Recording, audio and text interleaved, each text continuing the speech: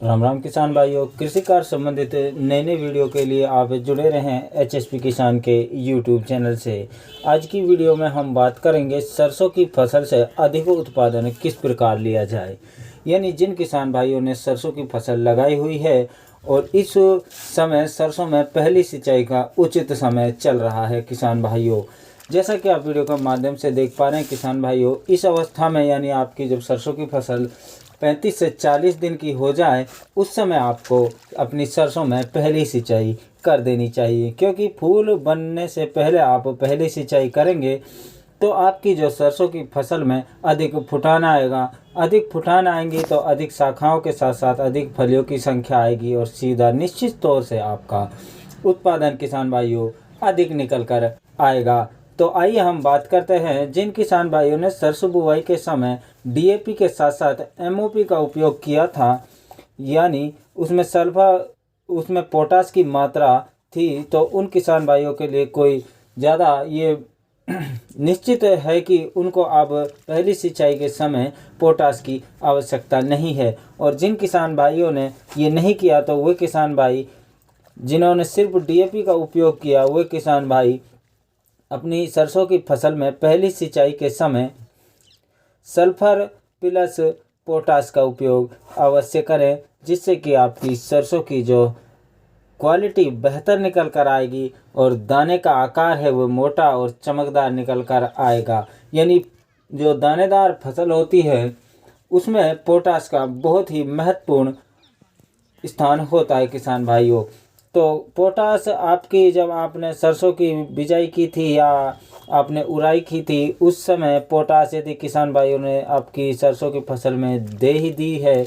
तो इस समय किसान भाइयों आपको पोटास की आवश्यकता नहीं है। फिर भी जिन किसान भाइयों ने इसका उपयोग नहीं किया तो जागरूक किसान इस समय अपनी सरसों की फसल में पहली सिंचाई के समय पोटास का उपयोग कर सकते हैं किसान भाइयों,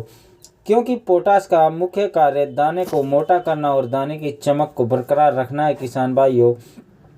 जिससे आपकी फसल में शाइनिंग आएगी हार्वेस्ट के समय और मंडी में आपको इसके अधिक दाम मिलेंगे किसान भाइयों। ये सरसों की फसल हमने छिटक विधि से की थी और जो अभी आपने देखी हुई हमने मशीन द्वारा उराई विधि से सरसों की बिजाई की थी किसान भाइयों।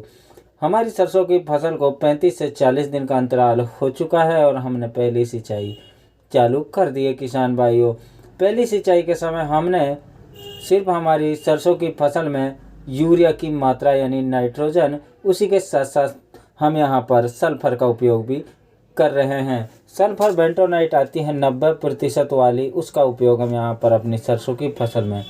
कर रहे हैं, क्योंकि हमने सरसों की बिजाई के समय यानी जब सरसों की बुआई की थी उस समय हमने डीएपी के साथ साथ हमने पोटास का भी उपयोग किया था किसान भाइयों। तो जिन किसान भाइयों ने बुआई के समय पोटास का उपयोग नहीं किया है या सल्फर का उपयोग नहीं किया है वो पहली सिंचाई के माध्यम से अपनी सरसों की फसल में पोटास की पूर्ति कर सकते हैं और साथ साथ सल्फर की भी पूर्ति कर सकते हैं। सल्फर आपकी सरसों की फसल में किसान भाइयों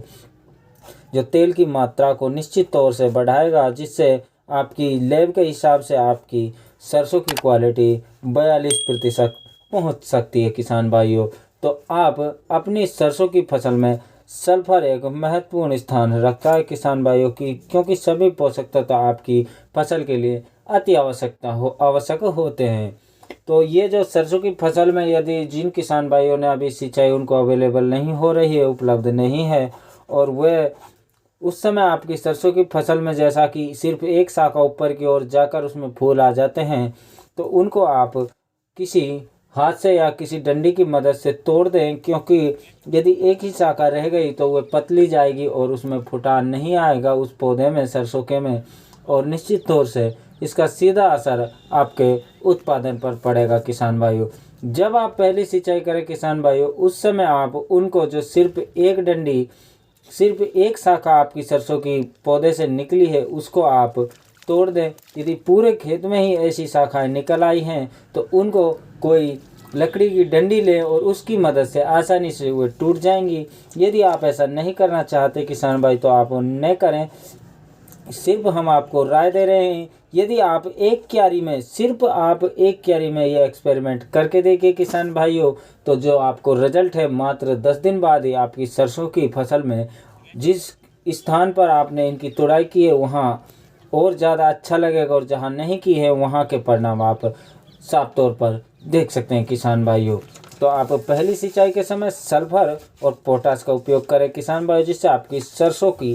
क्वालिटी बेहतर निकल कर आ रहा है। जिन किसान भाइयों ने हमारे चैनल को अभी तक सब्सक्राइब नहीं किया है, जो खेती बाड़ी और बागवानी संबंधित नई नई वीडियो जानना चाहते हैं, तो हमारे चैनल से जुड़े रहें और चैनल को सब्सक्राइब करें और बेल आइकन प्रेस कर दें, जिससे खेती बाड़ी बागवानी संबंधित नई नई वीडियो आपको मिलती रहे एचएसपी किसान के यूट्यूब चैनल से। वीडियो पसंद आए तो वीडियो को लाइक करें, वीडियो को ज़्यादा से ज़्यादा किसान भाइयों तक शेयर करें और हमें कमेंट करके बताएं कि वीडियो कैसी लगी। जय जवान जय किसान।